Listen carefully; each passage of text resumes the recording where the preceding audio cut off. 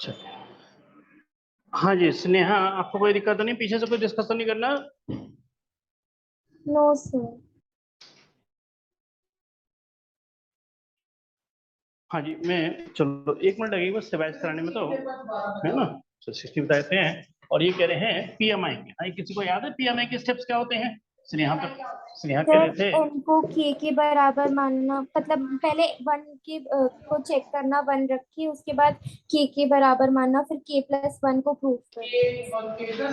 धारणा 1+2+3+n, इसका answer होता है n इंटू n+1/2। मैंने कोई एग्जाम्पल लिया समझा, पीएमआई थोड़ा इस एग्जाम्पल से समझ में आएगा। पहला स्टेप यानी कि स्टेप नंबर कितना होता है? 1। स्टेप नंबर 1 क्या होता है? It is true for n is equal to 1, हमें दिखाना होता है। n इज इक्वल टू 1 के लिए हम पहली टर्म लेंगे तो आंसर क्या आ जाएगा? 1। जो राइट हैंड साइड है उसमें 1 लगा दो, तो 1+1 कितना हो गया? 2। 2/2 यानी कि 1 इज इक्वल टू क्या हो गया? 1। पहला स्टेप 2 हो गया। क्या दिखा दिया मैंने? It is true for n is equal to 1, ये पूरी जिसकी है ना। दूसरा स्टेप क्या होगा हमारे पास? स्टेप नंबर 2, इसमें लेट करके चलते हैं ना। लेट क्या होता है? Let it is true for n is equal to k। तो यहाँ से क्या करेंगे? 1+2+3 प्लस का k, और यहाँ से क्या आ जाएगा? k into k+1/2। बात क्लियर है? छोड़ देंगे इसको वजह पर, है ना। जो हमारा काम मेन होता है वो इसमें पीएमआई होता है स्टेप नंबर 3। क्या प्रूव करना होता है? कुछ याद आ रहा है हल्का सा? हाँ, हमें प्रूव करना होता है कि it is also true for n is equal to k+1। हमें प्रूव करना होगा कि it is also true for n is equal to k+1। तो जहां 1+2+3 और n की वैल्यू क्या लगा देंगे? k+1, और राइट हैंड साइड में भी क्या हो जाएगा? k+1, और यहाँ से क्या हो जाएगा? k+2/2, और इसको हम ब्रैकेट में बंद कर देते हैं। आंसर ये है जो हमें प्रूव करके लाना होता है, ये हमारा टारगेट हो जाता है। और इसका इस्तेमाल करते हैं के वाले का। अब बता सकते हो कि इसमें कैसे इस्तेमाल होगा? k+1 से पहले क्या लिखेंगे? के लिखेंगे। k+1 से पहले क्या आएगा? Third step. ये जो क्वेश्चन था उसमें n की जगह k+1 लगा, तो 1+2+3, n की जगह क्या लगा दिया? k+1, n की जगह k+1, k+1+1 k+2 और बाई 2। बात समझ आ गई मेरी? ये मेरा टारगेट बन गया है ना। अब ये बताओ कि 3 से पहले कितना है? 2 है, तो k+1 से पहले क्या होगा? k1 होगा, k होगा, एक कम करेंगे ना, k आएगा। अब मैंने कहा इस वाली लाइन का इस्तेमाल होता है। मैंने यहां से यहां तक इसको अंडरलाइन कर दिया और यहां से यहां तक इसको भी अंडरलाइन कर दिया। ये दोनों चीज सेम है कि नहीं? जब इसकी वैल्यू इसके बराबर है और इसकी वैल्यू इसके बराबर है, यानी इस पूरे को किससे और रिप्लेस वैसे कर दूंगा? पीएमआई लॉजिक आ नहीं रहा ना पेपर में। हाँ, मगर सीबीएसई बोर्ड की तरफ से ना बहुत ज्यादा क्लियर नहीं कहा कि पीएमआई नहीं आएगा। 11th में पीएमआई हटा हुआ था, अब 11th में जैसे पिछली बार बायनोमियल हटी थी, सब बायनोमियल डाल दी है, तो थोड़ा अपडेशन।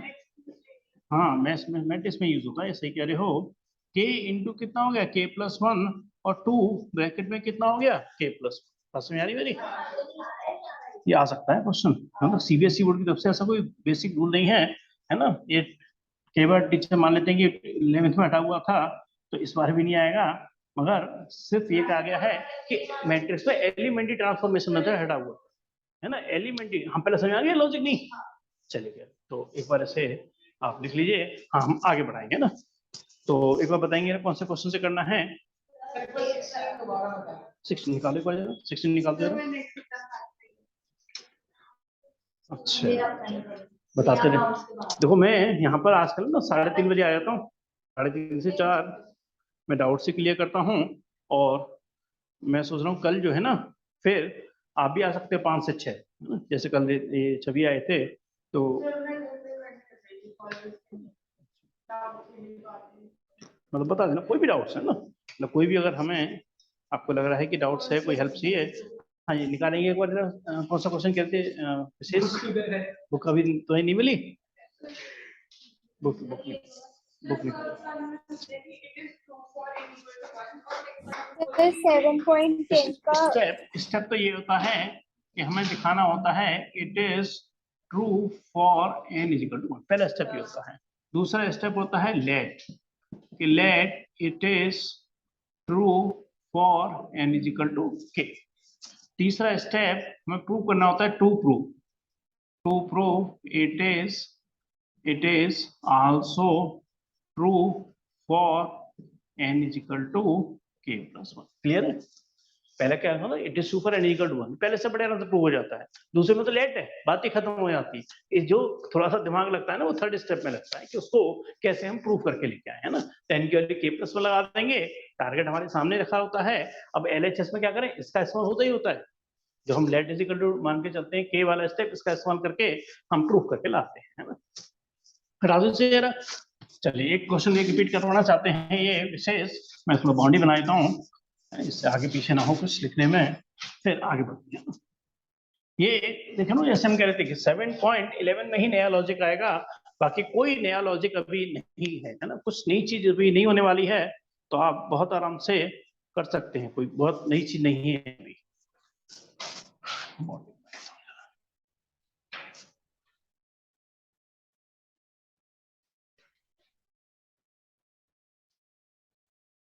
हाँ वैसे जरा आप बताएंगे कौन सा क्वेश्चन है।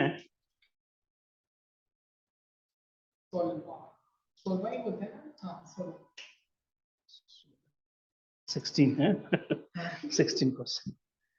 हाँ देखिए क्वेश्चन ये कह रहे हैं 16 7.9 एक्सरसाइज 7.9 क्वेश्चन नंबर है ये 16, पेज नंबर है आपका 338। इंटीग्रल यहाँ पर है 1 से लेके 2, फिर यहाँ पर है 5x स्क्वायर, ये थोड़े क्वेश्चन हल्का सा लेंदी हो जाएगा ये, x स्क्वायर प्लस का 4x प्लस का 3 और dx। हाँ जी बताओ जरा क्या खास बात है इस क्वेश्चन में, फिर तो कुछ विशेष बात है। इम्प्रॉपर है, इम्प्रॉपर फॉर्म है ना। सबसे पहले तो आपको ये समझना होगा कि डायरेक्ट फॉर्म वाला क्वेश्चन ही नहीं है, क्योंकि ऊपर की पावर कम होना जरूरी है, यहाँ इक्वल है ना, इक्वल भी नहीं चलेगी। तो 5 को तो कांस्टेंट होने की वजह से क्या रख दिया मैंने बाहर, 1 से लेके 2, और यहाँ से x स्क्वायर प्लस का 4x प्लस का 3 और यहाँ से dx। तो इन प्रॉपर वाले क्वेश्चन को स्टार्ट करने का क्या तरीका होता है, सबसे पहले क्या करेंगे, डिवाइड करेंगे ना। 5 को तो साइड में रख लिया, डिवाइड करेंगे तो x square plus 4x plus 3 और डिवाइड करेंगे एक्स स्क्वायर को। एक्स स्क्वायर में क्या मल्टीप्लाई करें कि एक्स स्क्वायर आ जाए तो 1, यानी कि क्या हो गया x square plus 4x plus 3, sign change करना कंपलसरी होता है, माइनस 4x माइनस 3, ये आप सब जानते हो है ना। कैसे लिखेंगे इसे, this plus this upon this. 5 तो बाहर है, 5 तो बाहर है, तो बाद में लगा देंगे 1 plus minus 4x minus 3 upon ये वाली चीज है ना। ये क्या हो गई हमारे पास एक्स स्क्वायर प्लस का यहाँ से 4x प्लस का 3, इंटीग्रल का निशान 5 लगा दो, 1 से लेके 2 लगा दो, और यहाँ dx। यानी क्वेश्चन को चेंज कर दिया मैंने, क्वेश्चन को इस फॉर्मेट में लिख दिया है। प्लस माइनस का इंटीग्रल अलग अलग हो जाता है, 5 1 से लेके 2 1 dx, 5 इसके संग भी जाएगा, बट ये माइनस कॉमन ले लेता हूँ, तो माइनस का 5 1 से लेके 2, यहाँ से कितना हो गया 4x प्लस, ध्यान ना माइनस कॉमन ले लिया इधर है ना, और नीचे क्या कर दिया मैंने x square plus 4x plus 3 और यहाँ से dx। क्लियर है मेरी बात ये?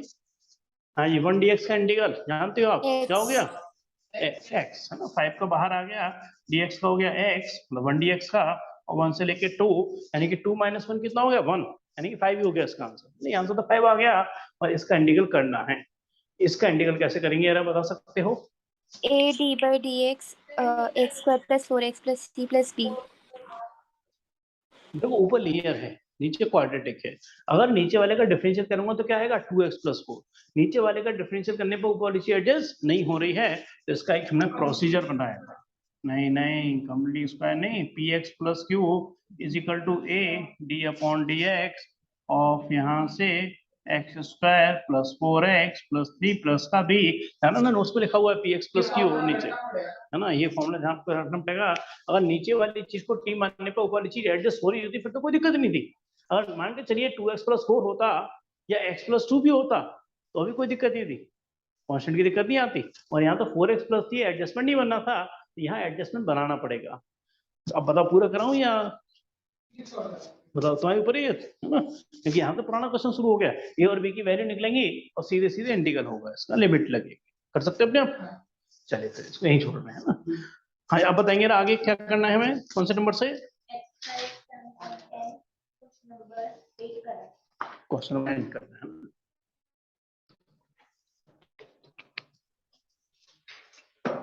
Question number 9। चलिए इसके बाद हम थोड़ा प्रॉपर्टीज के बारे में डिस्कस करेंगे और इसके साथ ही इंटीग्रल का हमारा सिर्फ मिसलेनियस बचेगी, मतलब 7.11 के बाद एंड की तरफ चल रहे हैं। क्वेश्चन नंबर 9 और 10 में दोनों ही कराऊंगा आपको। पहले बताओ कुछ क्वेश्चन जो शुरुआत देते हैं आपके लिए करने के लिए, कोई इनमें से डिस्कस नहीं करना, कुछ पूछना तो नहीं है। 14 अच्छा पिछली एक्सरसाइज का ना, ये तो 7.10 चल रही थी ना हमारी, आप किसका करना था पिछली एक्सरसाइज करें, एक्सरसाइज 7.9। चलो हमारी 7.10 रही है, 14 कह रहे हो आप। चलिए एक बार ये क्वेश्चन इनकी डिमांड है, क्वेश्चन नंबर 14 यहाँ पर है, हो रहा है वाला 0 to 1, फिर तो देख लोगे आराम से 2x। चलो फिर रिकॉर्डिंग भी है और मैं लॉजिकली बताया था ना, क्योंकि लॉजिकली ही मेन होता है कि भाई स्टार्टिंग कैसे करें। ये क्वेश्चन वही है जो अभी हमने बताया है, ये क्वेश्चन अभी जो कराया वही है ना, क्योंकि नीचे वाली चीज को टी मारने पे ऊपर चीज एडजस्ट नहीं हो रही है, यानी कि ये वाला प्रोसीजर ही चलेगा 2x + 3a d/dx ऑफ कितना हो गया 5x² + 1 और प्लस का b। a इसका डिफरेंशियल कितना हो गया 10x प्लस का कितना हो गया b। a और b की वैल्यू निकलेगी, सेम प्रोसीजर है। चलिए आगे आते हैं फिर नेक्स्ट एक्सरसाइज पे। नेक्स्ट एक्सरसाइज कोई भी अगर आंसर मैच नहीं करो तो भी बताना, पूरा फिर आंसर भी मैच कराएंगे आपको। आंसर जैसे मैंने कहा इंडेफिनिट इंटीग्रल में, इंडेफिनिट इंटीग्रल डेफिनेट में आंसर मैच अपने आप करेंगे आप। क्वेश्चन नंबर 9 और 10 दो क्वेश्चन करा रहा हूं और इसके साथ ही फिर हम डिस्कस करेंगे properties of definite integral. Question number 9 है, पेज नंबर है आपका 340 और एक्सरसाइज 7.10। अच्छा क्वेश्चन है ये वाला, थोड़ा सा मैं चाहूंगा कि आप अपना सजेशन भी दें इस क्वेश्चन में। एक थोड़ा लॉजिकली थोड़ा सा कॉम्प्लिकेटेड है। x - x³ होल की पावर 1/3 और नीचे कितना है x4 और यहाँ से dx। हाँ जी, अगर मैं ये कहता हूँ स्क्वायर रूट है, क्यूब रूट है, स्क्वायर रूट का मतलब कितना होता है पावर, स्क्वायर रूट 1/2 है ना, और 1/3 का मतलब क्या हो गया यहाँ पे क्यूब रूट पे कहते हैं ना, क्यूब रूट पे कहता हूँ तो कुछ गलत नहीं है। अच्छा ये बताना यार, थोड़ा सोच के जरा आंसर देना, कहीं 2x + 4 लिखा हुआ है और उसका लिखा हुआ होल स्क्वायर, मैंने 2 बाहर लिया और क्या लिख दिया ऐसे x + 2 का होल स्क्वायर, गलत है। हाँ ध्यान है तो लॉजिकली गलत है, कॉमन तो 2 आ रहा था मगर स्क्वायर होने की वजह से 2 का स्क्वायर बाहर आएगा, यानी कि 4 बन जाएगा बाहर। अच्छा भी सही है बनी। अगर मान के चलो मैं अंडर रूट के अंदर क्या कह रहा हूँ 4x + 16 है ना, और अंडर रूट के अंदर मैंने 4 लिया और यहाँ लिख दिया x + 4 और 4 और अंडर रूट के अंदर क्या लिख दिया x। इसमें करते हैं ये गलती, इसलिए बता रहा हूँ, ये इसलिए रिपीट कर रहा हूँ है ना। ये स्टेप तो ठीक है हाँ, मगर यहाँ क्या हो जाएगा, हाँ यानी कि यहाँ पे क्या लिखा जाएगा हमारे पास 2 लिखा जाएगा। सभी बात क्लियर है कि नहीं, बाहर 2 क्यों लिखा, अंडर रूट के अंदर 4 क्या बनेगा 2, इसलिए बाहर 2 बनेगा, अंडर रूट के अंदर तो 4 है और बाहर तो 2 लिखा जाएगा। बात क्लियर है, जरा थोड़ा सोच के बताना यार, मैं आपको चाहूंगा कितना प्रेजेंस ऑफ माइंड से आप सोच सकते हो। मैं क्यों बताया कुछ तो मतलब होगा ना। मैं यहाँ से x³ कॉमन ले रहा हूँ, मैं यहाँ से ले रहा हूँ x³ कॉमन, हाँ जी बताएंगे ना क्या आएगा विशेष, आप ये सोच के लिखना बाद में, तो थोड़ा सोचो पहले इस क्वेश्चन को कि मैं इसमें से x³ कॉमन ले रहा हूँ, यही इसके ट्रिक है इस क्वेश्चन की। अब क्या बनेगा यहाँ पर, हाँ जी तुम बता सकते हो, यहाँ बनेगा x/x³ और -1 और होल की पावर कितनी होगी 1/3 और अपॉन में x की पावर 4 और dx। क्या ये स्टेटमेंट अभी भी सही है गलत है इसमें कुछ, दोबारा समझना है ना। चलो मैं इसका आंसर दूसरे तरीके से दे रहा हूँ, यहाँ 2x + 3 है, यहाँ से मैंने 2 कॉमन लिया तो x प्लस क्या लिखूंगा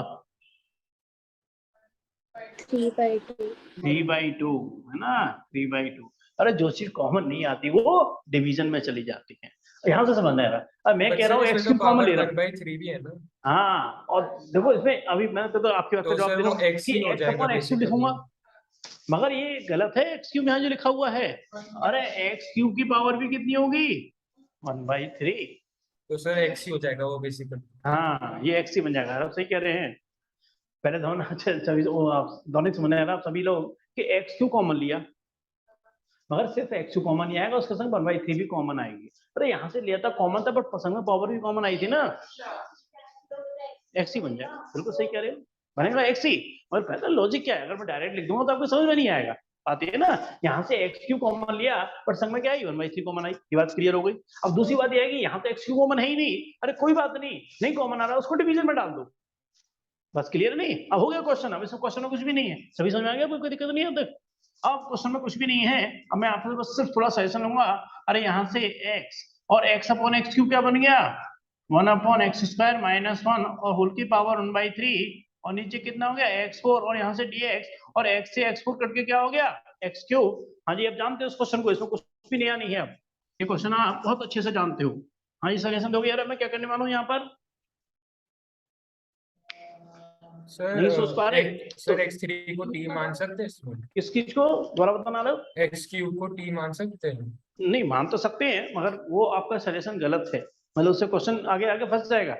मुझे तो पता है एक्स क्यूब कैसे आ गया, ऊपर x था नीचे x4 था, x से x4 कटा तो x क्यूब बनेगा, काट दिया ना।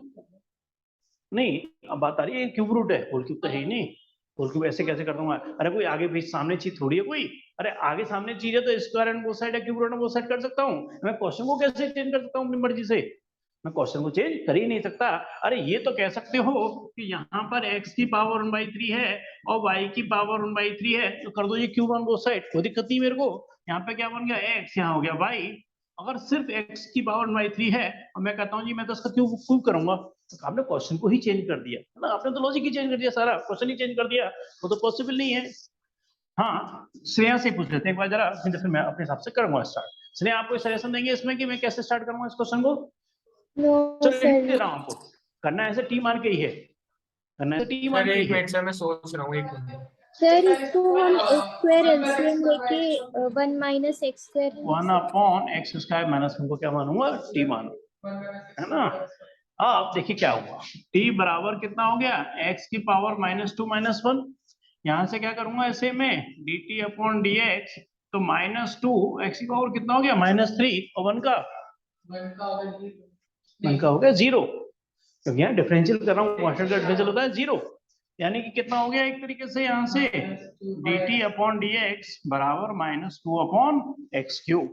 dx को उधर ले गया मैं, dx /dt कभी डिनोमिनेटर में नहीं आते, ध्यान रखना। तो dx को उधर ले गया तो यानी कि dt/-2 और यहाँ से कितना हो गया dx/x³।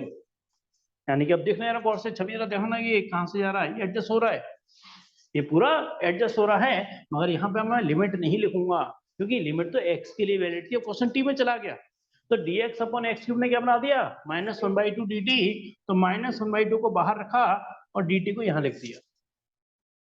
कितने आप बता सकते हो कि ये तो हट गया पूरा, क्या आ जाएगा इसकी जगह पर t, तो यहाँ से कितना हो गया t की पावर 1/3। अब मैं क्या करता हूँ, अरे लिमिट को ही t के फॉर्मेट में चेंज कर देता हूँ। तभी आप बताना है कि अगर मैं यहाँ x की वैल्यू सपोज करो 1 लगाता हूँ, तो t की वैल्यू क्या बनेगी सर 0, है ना, यानी कि 1 ऊपर है तो ऊपर लिमिट क्या हो गई अब 0 आ गई। बात क्लियर है क्यों, क्योंकि x वैल्यू लगते ही 1 - क्या हो गया 0। जरा सोच के बताना, यहाँ पे अगर मैं 1/3 लगाता हूँ 8, तो t का आंसर क्या आएगा 8, बिल्कुल सही। क्यों, अगर यहाँ से 1/1/3 का क्या करूंगा होल स्क्वायर, ये क्या होगा 1/9, 1/9 ऊपर जाके क्या हो गया 9, 9 - 1, यानी कि जो अपर जो लोअर लिमिट है वो 8 बन गई। चल क्लियर है ना, दिक्कत तो नहीं। ये कैसे है ये वाली चीज, वो तो मैंने कहा ऊपर x है नीचे x4 है, x से x4 को काटा मैंने x³ लिख दिया, और dx/x³ क्या बना दिया इसने -1/2 dt बना दिया, -1/2 कांस्टेंट होने की वजह से बाहर रख दिया, dt इधर से होगा, लिमिट को मैंने t के फॉर्मेट में चेंज कर दिया और इसकी जगह भी मैंने t लगा दिया। अब तो फॉर्मेलिटी है, अब क्वेश्चन लॉजिक वाइज कंप्लीट है पूरा, यानी कि -1/2 क्या करूंगा इसका इंटीग्रल करने पे क्या करेगा 1/3 + 1 कितना हो गया 4/3, बाहर कितना आएगा यहाँ पर 3/4, और फिर हम मल्टीप्लाई का निशान लगाना, नहीं तो प्लस या माइनस कंसीडर हो जाएगा।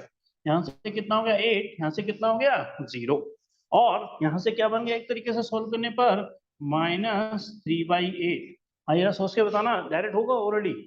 0 की पावर 4/3, 0 की पावर 4/3 क्या हो गया 0 माइनस 8 की पावर कितनी है 4/3। अब सर जरा 2 फिर की समझ पावर आएगा 4 8 ही की हो पावर गया 4/3 बेसिकली। और 8 का मतलब कितना हो गया 2 का क्यूब, और होल की पावर कितनी हो गई 4/3, पावर सर से पावर 16 खत्म। हो गया। 2 की पावर 4 कितना हो गया 16, यानी कि सॉल्व करके क्या हो गया इसका आंसर 16, यानी कि क्या लिखूंगा -3/8, और इसका आंसर कितना आ गया -16, माइनस माइनस क्या हो गया मल्टीप्लाई, 8 से 16 कितना हो गया 2, और 3 से कितना आ गया इसका आंसर 6। एमसीक्यू था, इसका आंसर ए वाला पार्ट बिल्कुल सही आंसर है। इसका ए पार्ट, ए यानी कि 6 जो आंसर ए वाला पार्ट है वो बिल्कुल सही आंसर है। चलिए कोई कंफ्यूजन नहीं किसी को भी, छवि विशेष कृति का अच्छा क्वेश्चन था, ये अपने आप शायद नहीं हो पाता था, मतलब मुश्किल था थोड़ा समझने के पॉइंट ऑफ व्यू से। अगला क्वेश्चन सर अगर हम इसमें x माइनस एक्स क्यूब को ही t मान लेते फिर क्या होता है? नहीं, एक्चुअली चलो मैं आपको करके दिखा सकता हूँ, बट तो वो हाँ पहले बताओ यह समझ आ गई थी। मैंने 0 लगाया तो 0 हो गया, नहीं t की जगह 0 लगाया और t की वैल्यू 8 लगाई, और 8 का मतलब क्या हो गया 2 का क्यूब। अच्छा ये हो गया ना upper limit minus lower limit. हाँ वो अपर लिमिट माइनस लोअर लिमिट है ना, अपर लिमिट माइनस, बिल्कुल सही कह रहे हो। चलिए कुछ अपना दूसरे तरीके से थोड़ा सोचना चाहते हैं कि यहीं से कह रहे हो ना आप। हाँ यस बोलिए सर। बोलिए, हाँ बोलो। जब आपने यहाँ x क्यूब की पावर 1/3 लगाई, एक मिनट, इसी पे हाँ जी ठीक है, तो अंदर x की पावर अंदर, तो फिर 3 से 3 कैंसिल हो गया, ये वाला कैसे किया लोगे, ठीक है, तो x x अंदर x की पावर 3 की जगह x की पावर 2, ये वाला कह रहे हो 1 की जगह x की पावर 2 आना चाहिए। फोन की जगह यहाँ पर कह रहे हो, उसको अलग से समझा पर तो यार कहीं कन्फ्यूजन, तो उसको अलग से समझा ना। x माइनस एक्स क्यूब और होल की पावर कितनी है 1/3, ठीक। अब जरा सोच के देना आंसर, 1/3 को भूल जाओ थोड़ी देर के लिए, 1/3 को बाद में सोचेंगे 1/3 क्या है। यहाँ से मैंने एक्स क्यूब कॉमन लिया, तो ये x upon x cube minus 1 बनेगा नहीं बनेगा, पहली बात क्लियर है कि नहीं, ठीक है। और ये होल की पावर कितनी है इसके 1/3, ये बात समझ में आ गई, ठीक है। ये होल की पावर 1/3 दोनों के संग जाएगा, यानी कितना हो जाएगा एक्स क्यूब, होल की पावर कितनी हो गई 1/3, एक्स अपॉन एक्स क्यूब का लिख दिया मैंने 1/x² माइनस 1, और होल की पावर 1/3, तो यही तो आ गया वापस लौट के।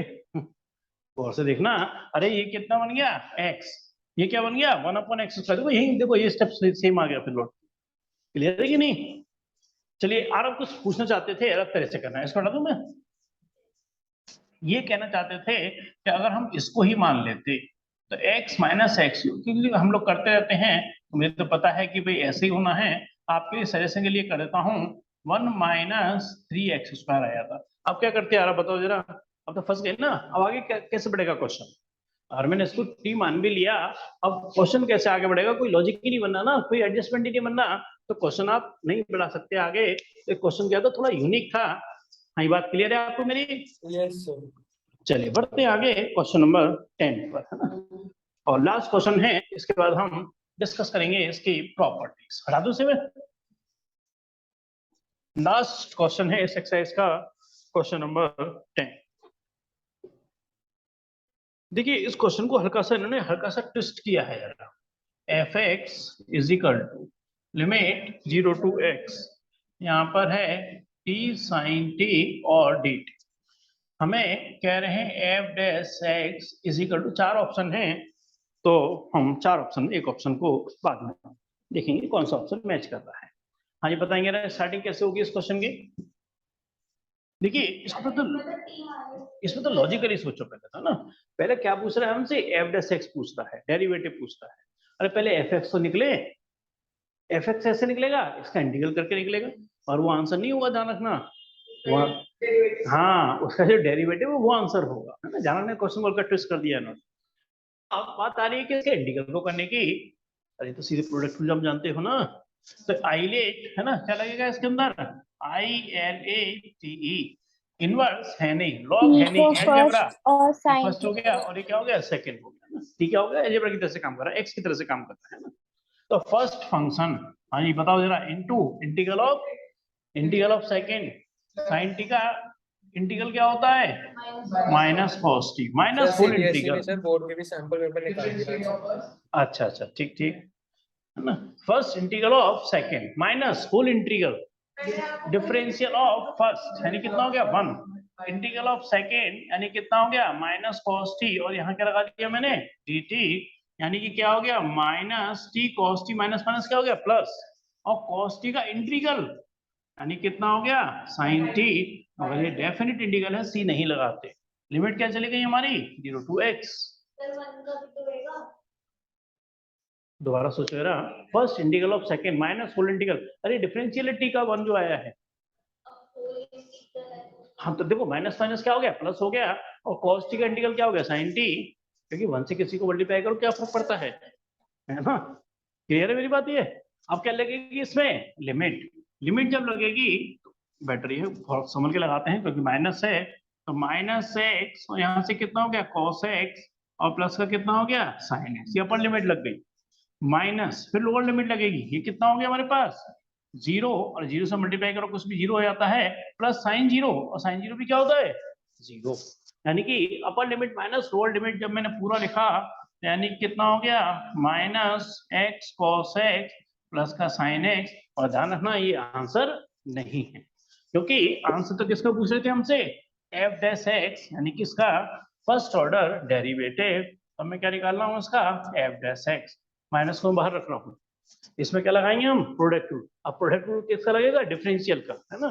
तो क्या हो गया first differential of second cos x का कितना हो गया minus sine x first differential of second plus कितना हो गया सेकंड और डिफरेंशियल क्या हो गया फर्स्ट और साइन एक्स का डेरिवेटिव कितना हो गया cos x। माइनस को मैं अंदर ले आ रहा हूँ माइनस माइनस प्लस हो गया यानी कितना हो गया x साइन x माइनस का cos x और प्लस का cos x यानी कि आंसर क्या हो गया सिर्फ इसका x साइन x यानी कि आंसर आ गया इसका b वाला पार्ट यानी कि इसका आंसर है b वाला पार्ट जो कि है हमारे पास answer x sine x। Sneha clear है आपको आंसर भी क्लियर है ये आंसर सही होगा ये वाला ही। Yes sir. हाँ यार अब कोई दिक्कत तो नहीं आपको। No sir. अच्छा कौन सा वाला माइनस वाला ये वाला वाला माइनस चलो देखना यार माइनस को अंदर लेके गया तो माइनस माइनस क्या हो गया प्लस एक्स साइन एक्स फिर क्या हो गया माइनस का cos x ये प्लस का cos x था वो कट गए आंसर क्या आ गया एक्स है ना। चलिए अब हम देखिए अब आप कुछ भी लिखे नहीं आप कुछ भी ना लिखें जरा भी। अब मैं आपको डिस्कस करने जा रहा हूँ प्रॉपर्टीज ऑफ डेफिनेट इंटीग्रल। किसी के पास मेरा वाला सेट है क्या फॉर्मूले का नहीं इस टाइम चलिए है तो मैं उसी सीक्वेंस में कराता हूँ जिस सीक्वेंस में मैंने लिख रखे हैं है ना। और कई चीजों को मैंने चलिए अच्छी बात है आपके पास है तो इजी हो जाता हमारे लिए।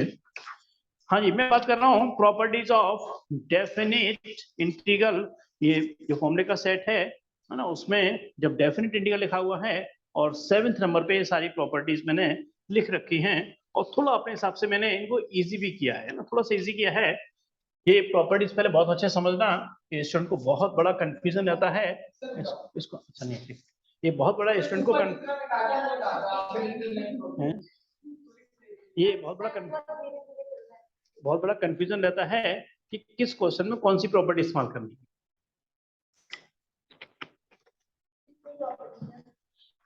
प्रॉपर्टी मैंने इसको तो थोड़ा सा अलग से लिखा है 9 प्रॉपर्टी लिखी हुई है इसमें मैंने सारी चीज लिख देता हूँ फॉर्मूले में जिससे आपको देखने से क्वेश्चन नहीं पता चलेगा देखने से नहीं समझने की बात है इसमें। और सबसे बड़ी बात है कि किस क्वेश्चन में कौन सी प्रॉपर्टी इस्तेमाल हो रही है वो वाली बात है। हाँ जी लिख लिया क्या नहीं अभी चलिए मैं लिखता हूँ थोड़ा सा स्पीड से लिखना जिससे कि प्रॉपर्टी भी सारी कवर हो जाए और 7.11 के साथ ही हमारी जो वैरायटी है वो हमारी खत्म होती है। फिर हम एनसीईआरटी तो रहेगी फिर डिफरेंट वैरायटी के क्वेश्चन भी लेके चलेंगे ना। प्रॉपर्टी नंबर 1 हाँ जी यहाँ पर है A to B और यहाँ से fx dx बराबर a2b और यहाँ से कितना है ft dt। ध्यान रखना आंसर में कोई फर्क नहीं पड़ता है ना।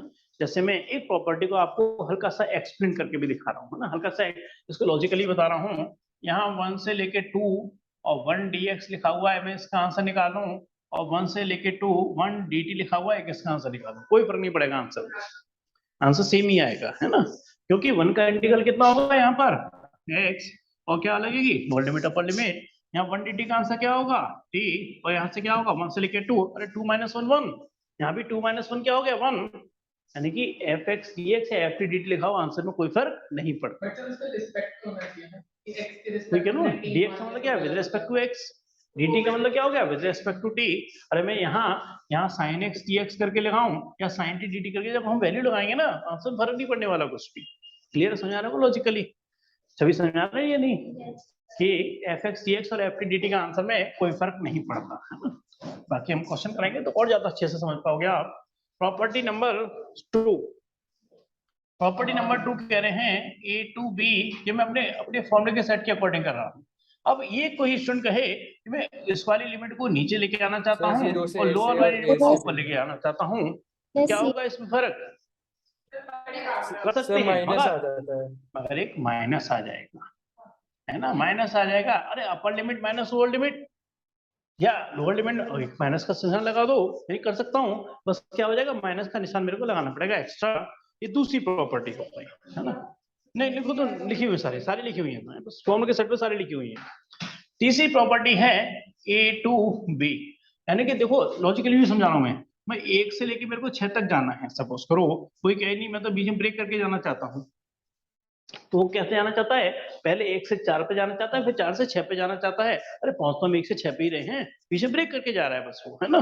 तो देखिए यहाँ पर भी वही प्रॉपर्टी है कि a to b fx dx क्या है, a to पहले वो c जा रहा है, a to c fx dx plus वो क्या जा रहा है c to b और fx और dx। मगर C क्या है यहाँ पे एक तरीके से, अरे ये A है और ये B है और C इनके बीच में होना चाहिए, ऐसा नहीं बाहर निकल जाएगा वो C, है ना। जैसे मैं 1 से लेके 6 तक जा रहा हूँ, 1 से 4 जाऊँ, 4 से 6 पे जाऊँ, बात तो 1 से 6 पे पहुंच रहा हूँ मैं, तो A से लेके C या C से लेके B तक या, यही इन्होंने एक प्रॉपर्टी बना दी है ना। हाँ ये बात क्लियर है मेरी, इसमें कोई दिक्कत तो नहीं। चलिए आगे बढ़ते हैं, सब चीज मैंने बहुत डिटेल में लिख रखी है। फोर्थ वाला है यहाँ पर है a to b fx dx। अगर मैं इस प्रॉपर्टी के अकॉर्डिंग इसे अगर मैं ऐसे लिख दूं कि f a plus b minus x dx, यानी कि आंसर में कोई फर्क नहीं पड़ता, है ना। अगर मैं ध्यान रखना हो क्या रहा है इसमें, x की जगह क्या लग रहा है a plus b minus x लग रहा है, आंसर में कोई फर्क नहीं पड़ेगा। कभी आप किसी क्वेश्चन में लगाएंगे आंसर में कोई फर्क नहीं पड़ने वाला, और आपको कंफ्यूजन हो रहा है तो मैं एक एग्जांपल से इसको समझा सकता हूँ। फोर्थ वाले ना, फोर्थ वाले एग्जाम, हाँ बोलो बोलो। हाँ बिल्कुल वही वाली, मैं एक एग्जांपल से समझाऊंगा इसको ना। 1 से लेके मैं 2 गया और fx को लिख दिया मैंने यहाँ पर x dx, फिर मैंने क्या लिखा a से लेके b और x की जगह क्या लगा दिया a plus b minus x, a plus b minus x, यानी क्या करेंगे 1 plus 2, यानी क्या लिखेंगे यहाँ पर 3 minus x और यहाँ से dx, यानी कि दोनों के आंसर में कोई फर्क नहीं पड़ना चाहिए। इस प्रॉपर्टी के अकॉर्डिंग दोनों में आंसर में कोई फर्क नहीं पड़ना चाहिए, क्योंकि मैंने x की जगह क्या लगा दिया a plus b, यानी कि 1 plus 2 यानी कि 3 minus x लगा दिया, है ना। चलिए एक बार सॉल्व करके देखते हैं। x का इंटीग्रल कितना हो गया x स्क्वायर बाई 2 और 1 से लेके 2, 2 का स्क्वायर कितना हो गया 4, 4/2 कितना हो गया 2, माइनस कितना हो गया 1/2, यानी कि आंसर सॉल्व करके कितना आ गया 3/2। एक बार इसको सॉल्व करता हूँ, 3 into dx का इंटीग्रल कितना हो गया 3x, x का इंटीग्रल कितना हो गया x स्क्वायर बाई 2 और 1 से लेके 2, 2 लगाएंगे तो कितना हो जाएगा 6, 4/2 कितना हो गया 2, अपर लिमिट माइनस लोअर लिमिट, है ना, मतलब पहले अपर लिमिट लगी था ना, है ना, माइनस फिर क्या लगाएंगे लोअर लिमिट, यानी कितना हो जाएगा 3 और माइनस कितना हो जाएगा 1/2, 6 - 2 कितना हो गया 4 और 3 दूनी 6 माइनस 1 यानी कितना हो गया 5/2, 4 2 जा 8, 8 - 5 यानी कितना हो गया 3/2। मैं प्रैक्टिकली आपको करके दिखा दिया। 3dx तो dx क्यों लिखा है, चलो आपकी बात पे जवाब देते हैं। कहीं इंटीग्रल में 3dx लिखा है तो क्या उसे 3 इंटू dx कर सकते हैं कि नहीं? और dx का इंटीग्रल क्या होता है? इंटीग्रल का निशान लगा हुआ है ना। बात क्लियर है? प्रॉपर्टी याद रखना जरा। a to b f a plus b minus x करके लिख सकते हैं। इसी से लिंक अगली वाली प्रॉपर्टी भी है, जरा सोच के बताएंगे कि क्या हो जाएगा। ये सेम प्रॉपर्टी है, फिफ्थ वाली और फोर्थ वाली प्रॉपर्टी सेम है। यानी क्या मैंने a की जगह a टू बी की जगह 0 टू a कर दिया है ना, यहाँ लिख दिया मैंने एफ एक्स डी एक्स और यहाँ पे 0 टू a। अब बताओ दोनों को प्लस करो, a माइनस एक्स, 0 प्लस यानी कि a माइनस एक्स, यानी कि यहाँ प्रॉपर्टी क्या बन गई इसी के अकॉर्डिंग a माइनस एक्स और dx। अब क्लियर है? ये इसी का एक पार्ट है, एक तरीके से कोई नई चीज नहीं है। a plus b minus x, 0 plus a minus x, और 0 प्लस a तो a माइनस एक्स हो गया ना। ये दोनों प्रॉपर्टी लॉजिकली सेम है और ये मोस्ट रिपीटेड प्रॉपर्टी है ये वाली। लगभग हर दूसरे क्वेश्चन में ये प्रॉपर्टी इस्तेमाल होगी, हर दूसरे क्वेश्चन में, बल्कि हर क्वेश्चन में मैं मान सकता हूँ ये वाली प्रॉपर्टीज लगभग हर क्वेश्चन में रिपीट होती है ना। मतलब ऐसा नहीं कि एक क्वेश्चन में एक ही प्रॉपर्टी लगेगी, अरे एक क्वेश्चन में दो दो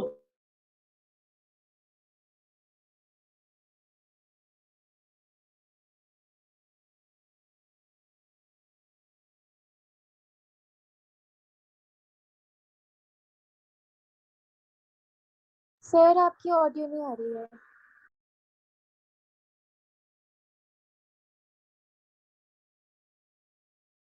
सर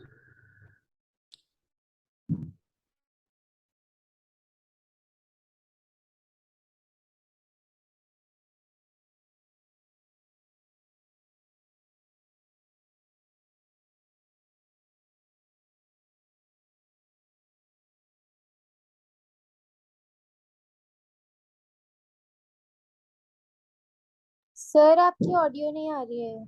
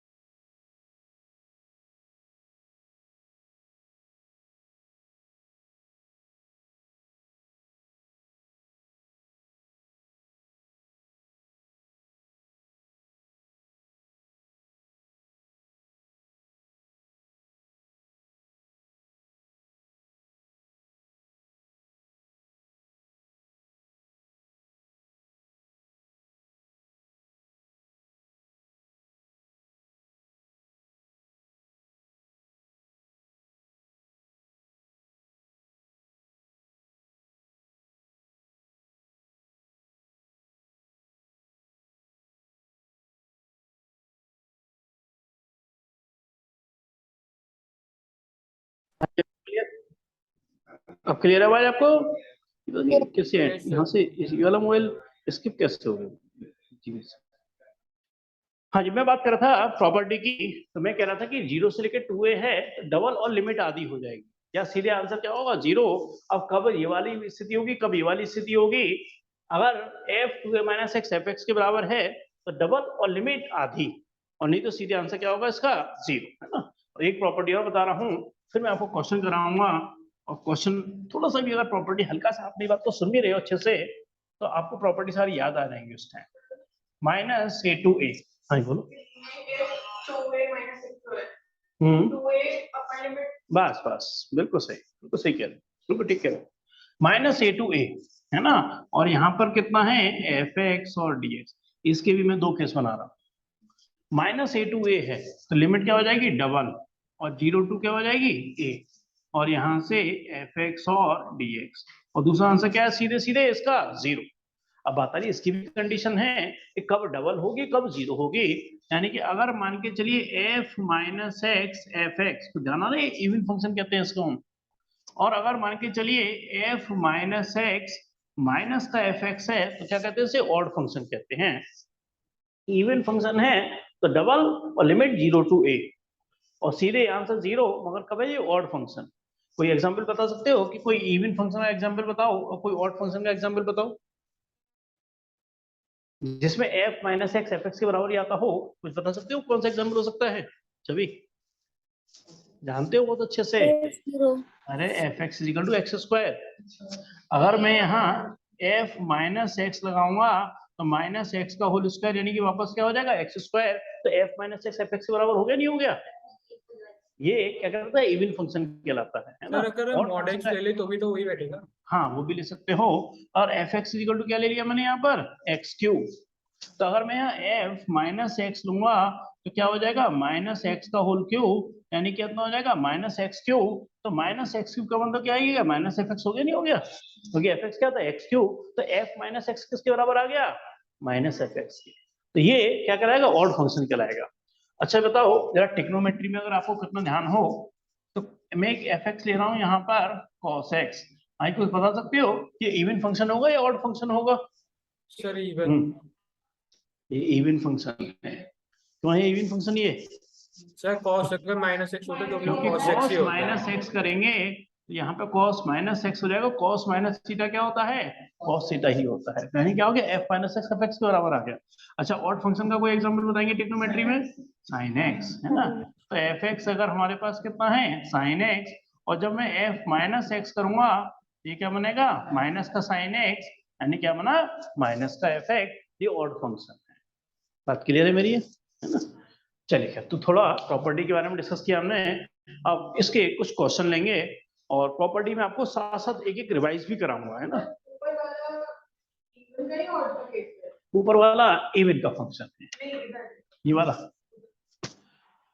ये तो एक्स स्क्वायर तो इवन का है, एक्स क्यूब ऑड का है।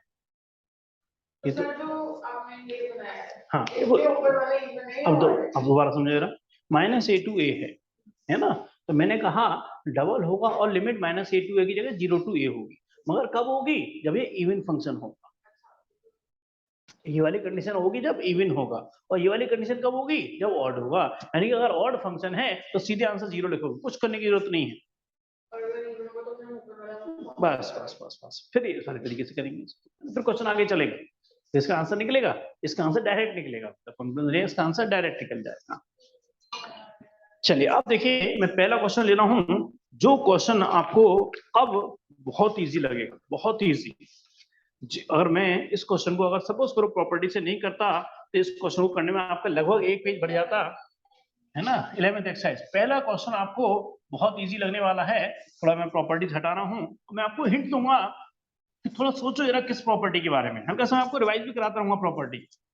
अच्छा पहले प्रॉपर्टी कौन सी बताई मैंने, A to B F X D X बराबर A to B F T D T है ना, वो वाली प्रॉपर्टी लगाई। फिर मैंने कहा ए टू बी है तो बी टू ए कर दिया, यानी लोअर लिमिट को ऊपर कर दिया अपर लिमिट को नीचे कर दिया, तो क्या हो गया था आंसर में माइनस का फर्क आ गया था है ना। फिर एक प्रॉपर्टी बताई हमने आपको, ए टू बी जा रहे हैं बीच में ब्रेक ले लिया सी, ए टू सी और सी टू बी चला गया है ना, कोई फर्क नहीं करना ना, ए से लेके सी फिर सी से लेके क्या हो गया बी आ गया है ना। फिर अभी प्रॉपर्टी कराई माइनस ए टू ए वाली, डबल हो गया या जीरो हो गया, इवन है तो डबल हो गया और होने पे सीधे आंसर 0 हो गया। 0 से लेके 2a वाली डबल और लिमिट आधी हो गई, या सीधे क्या आंसर आ गया था 0 है ना। तो ऐसे मैं आपको बीच में थोड़ा सा रिवाइज भी कराता रहूंगा। और फिलहाल मैं इसको स्टार्ट करता हूँ एक्सरसाइज 7.11 पेज नंबर 347। और ये क्वेश्चन अब आपको बहुत ईजी लगेगा। मैं आई करके इसको क्वेश्चन को मान के चल रहा हूँ है ना, कुछ मान सकते हो आपकी मर्जी, आई मानो ये मानो 0 से पाई बाई 2 और यहाँ पर cos स्क्वायर एक्स और dx। हाँ जी पहले बताओ प्रॉपर्टी को जानने दो, अगर मैं इस क्वेश्चन को करता हूँ तो बताओ कि इसका क्या तरीका करने का, मतलब पहले सर वो कर सकते हैं ना इसमें cos 2x प्रॉपर्टी के वाला बाद फॉर्मूला प्रॉपर्टी लगा नहीं के। याद आपको, प्रॉपर्टी भूल जाओ थोड़ी देर के लिए ना। सर तो cos इस क्वेश्चन 2x को आपको वाला करना है तो फॉर्मूला कैसे लगा करोगे, के। 7.3 का क्वेश्चन है ये। हमने कहा था इंटीग्रल में cos square x sin square का कोई फॉर्मूला नहीं होता है। हाँ cos 2x plus 1 by 8 limit लगाना तो फॉर्मेलिटी है, भाई लिमिट लगाना कोई फॉर्मेलिटी है, बात तो इंटीग्रल करने की है ना, लिमिट तो लगा ही लोगे, लिमिट लगाना तो कोई बड़ी बात है ही नहीं है ना, upper limit minus lower limit answer आ जाएगा। लॉजिक की बात कर रहा हूँ, यानी इसका इंटीग्रल करने का तरीका आप 7.3 में पढ़ चुके हो हैं? नहीं नहीं नहीं नहीं, अरे cos स्क्वायर एक्स को लिखते हैं 1 प्लस cos 2x बाई 2, है ना, 1 का इंटीग्रल कितना हो गया x, 2 को रखेंगे बाहर, और cos 2x का इंटीग्रल कितना हो गया sin 2x बाई 2, हो गया इंटीग्रल। इंटीग्रल में sin स्क्वायर एक्स दिखाई पड़े तो क्या लगाते हैं इसकी जगह, sin स्क्वायर की जगह पर 1 माइनस cos 2x बाई 2, और cos स्क्वायर एक्स की जगह पर 1 प्लस cos 2x बाई 2 लगाते हैं। ध्यान आया नहीं आया, ये पुरानी चीजें सारी 7.3 में पढ़ चुके हो आप सब, है ना। अच्छा, इंटीग्रल में अगर किसी को याद है कि इंटीग्रल में अगर tan स्क्वायर एक्स dx आ जाए तो हम कहते हैं इसका कोई फॉर्मूला नहीं होता, फिर क्या करते हैं? हाँ हाँ हाँ, सही जा रहे हो, सही जा रहे हो, बताओ बताओ पूरा बताओ। हाँ जी, आप बता सकते हो इंटीग्रल में tan स्क्वायर एक्स आ जाए तो क्या करेंगे? हाँ, देख के बता रहे हो, फॉर्मूले में नहीं हर चीज। हाँ स्नेहा, क्या करेंगे? अरे नहीं, हमने कहा था कि 10th क्लास में आइडेंटिटी पड़ी हुई है कि sec स्क्वायर एक्स क्या होता है 1 प्लस sin स्क्वायर एक्स, तो tan स्क्वायर एक्स को क्या लिखेंगे sec स्क्वायर एक्स माइनस 1 और dx, और sec स्क्वायर एक्स का फॉर्मूला होता है डायरेक्ट tan x, और dx क्या हो गया x, आंसर आ गया, है ना। अब मैं सी नहीं लगाऊंगा क्योंकि डेफिनेट इंटीग्रल पढ़ रहा हूँ, अगर ये इंडेफिनेट इंटीग्रल होता तो सी लगा के खत्म कर देता, अब इसमें लिमिट लग जाएंगी बस, इतना ही तो फर्क पड़ेगा केवल, है ना। पुरानी चीज तो सारी वही चल रही है ना, कोई ऐसा नहीं कि बहुत ज्यादा कुछ नया चीज आ जाएगी अब, है ना, वही चीज बार बार चलेंगी। मगर इसमें हम क्या लग रहे हैं, इसमें properties of definite integral, properties indefinite की नहीं होती, डेफिनेट की होती है सिर्फ। डेफिनेट मतलब इसमें लिमिट लगी रहती है। हमने कहा था most repeated property 0 to a fx और dx इज इक्वल टू क्या हो गया 0 to a f, बोलो दीदी। हाँ, याद रखो यार प्रॉपर्टी, है ना, 0 to a और f a minus x dx, और देखिए प्रॉपर्टी लगाते ही क्वेश्चन आ गया, बस आंसर आ गया इसका।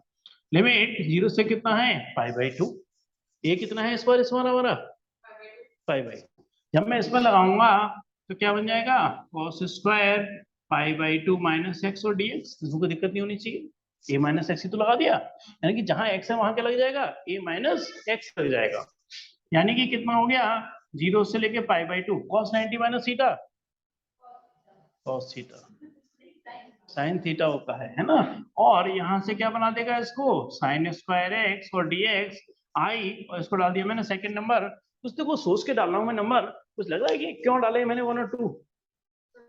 सर 1 और 2 प्लस करेंगे तो हमारे तो पास सही 1 आ जाएगा। 1 और 2 क्या करेंगे ऐड, फर्स्ट प्लस सेकंड, अरे i प्लस आई कितना हो गया 2i, लिमिट सेम है ना, लिमिट क्या हमारी सेम है, ये भी सेम है 0 से पाई, यानी कि दोनों आपस में क्या हो जाएंगे ऐड हो जाएंगे, है ना। जब दोनों आपस में ऐड होंगे, अरे मैं प्लस में आगे sin square x plus cos square x कर दूं, या cos square x plus sin square x कर दूं, क्या फर्क पड़ता है उससे, क्या हो गया आंसर इसका 1, यानी कि इसका आंसर क्या बन गया यहाँ पर 0 से लेके π/2, और यहाँ से कितना हो गया 1 dx, और 1 का इंटीग्रल x, 0 से कितना हो गया π/2, upper limit minus lower limit, यानी कितना हो गया π/2, हमारा आंसर किसका है 2i का, क्वेश्चन i के फॉर्मेट में था, तो फाइनली हाँ, इसका जो फाइनल आंसर आई का लिखा जाएगा वो क्या लिखा जाएगा आपका π/4, क्योंकि क्वेश्चन आई का था आंसर भी तो आई का ही लिखा जाएगा, तो बिल्कुल सही आंसर है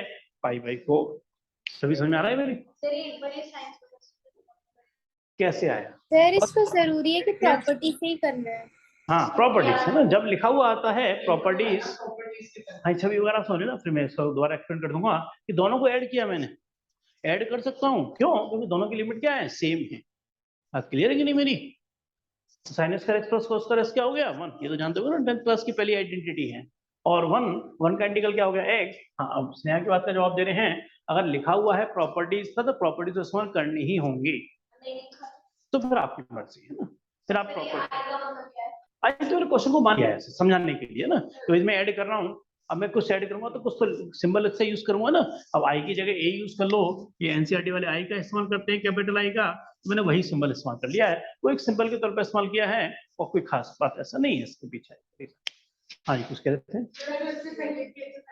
हाँ हाँ हाँ, अगर डेफिनेट इंटीग्रल है और प्रॉपर्टी लगा रहे हो तो ऐसे दिक्कत नहीं, लगा सकते हो प्रॉपर्टी, है ना। और जब प्रॉपर्टीज ये रखी हैं फिर तो लगानी ही लगानी है, फिर तो कोई बात नहीं, प्रॉपर्टी करने से ज्यादा क्वेश्चन के बाद थोड़ा शॉर्ट हो जाता है, जल्दी आंसर आ जाता है। चलिए सभी क्लियर मेरी बात ये है ना। चलो एक क्वेश्चन और लेंगे फिर नेक्स्ट क्लास में कराएंगे। अच्छा ये बताओ, मैं तो हिंट दे रहा हूँ आपको, पहले 4 क्वेश्चन एक जैसे हैं, चारों क्वेश्चन एक जैसे हैं, 5वां क्वेश्चन को चलो नेक्स्ट क्लास में ले लेंगे।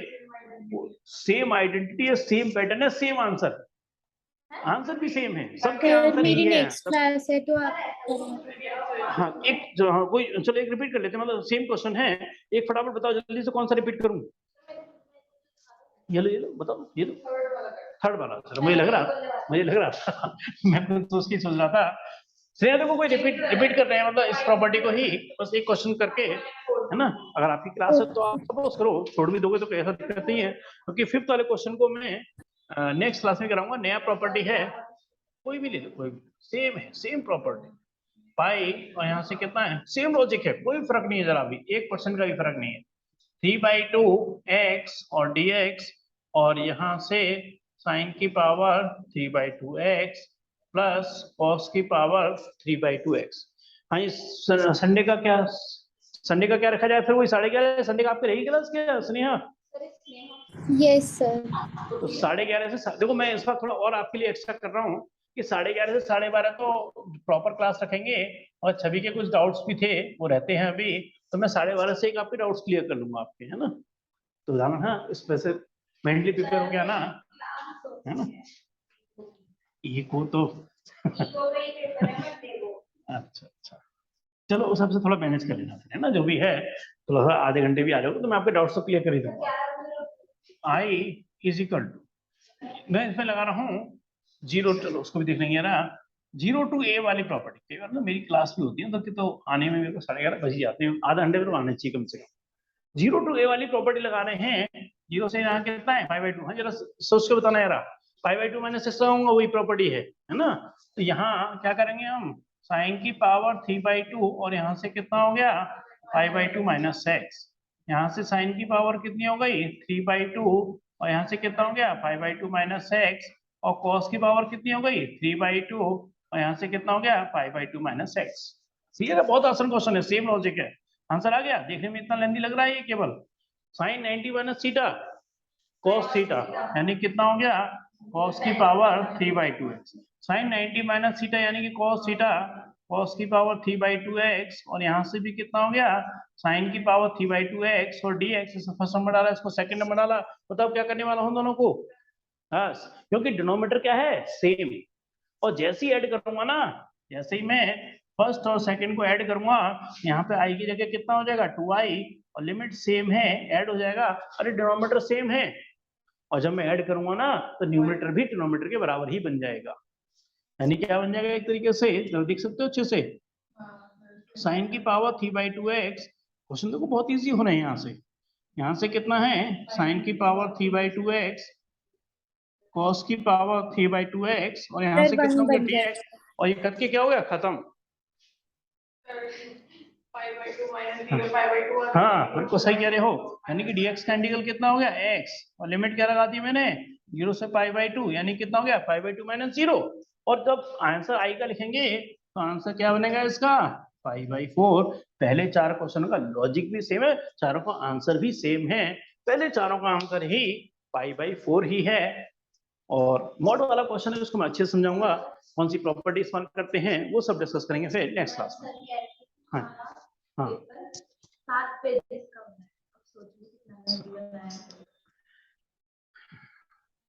पेपर तो देखो लेंदी आता ही है, अब उसमें ना थोड़ा ऑप्शन भी रहते हैं आपके पास, है ना, कुछ ऑप्शन भी देते हैं आपको, तो केस स्टडी आ जाती है, केस स्टडी कम से कम 1 डेट पेज की हो जाती है, अब है ना। सर आप केस स्टडी के कुछ क्वेश्चन भेज दोगे? हाँ करेंगे, है ना। पिछली बार वाली बुक तो मेरे पास है ही, बल्कि मैं सोच रहा हूँ सर लेटेस्ट वाले तरीके से कराएंगे ना। जो पिछली बार वाली बुक थी हमारी हाफ ईयरली वाली ना, वो पूरी तरह से एमसीक्यू बेस्ड थी, उसमें केस स्टडी थे एमसीक्यू पे, वो तो है नहीं बुक, मतलब मैं कह रहा हूँ जो हमने कराई थी पिछली बार, है ना, हमने जो कराई थी पिछली बार उसमें केस स्टडी है वो तो कराई देंगे, और नई जो लेटेस्ट कुछ आई है वो भी करा देंगे आप, है ना। तो वो भी आप प्रेजेंट डिस्कस कर लेंगे, ठीक ठीक है ना। चलिए आ रहे हो, आपको कोई दिक्कत तो नहीं है, कोई पूछना तो नहीं कहीं से? No sir. चलिए, तो जैसे आप कह रहे हो सीबीएसई का सैंपल पेपर भी आ गया है, तो वो भी एक बार आपके संग, हाँ कह रहे हैं, है ना, सारे सब्जेक्ट के आए होंगे, तो वो भी उसके भी देख लेंगे क्वेश्चन, जो भी चैप्टर वाइज जैसे अब तक जो हम कर चुके हैं उनके क्वेश्चन भी डिस्कस कर लेंगे नेक्स्ट क्लास में, है ना। कोई दिक्कत नहीं है, तो क्लास नहीं एंड कर दें।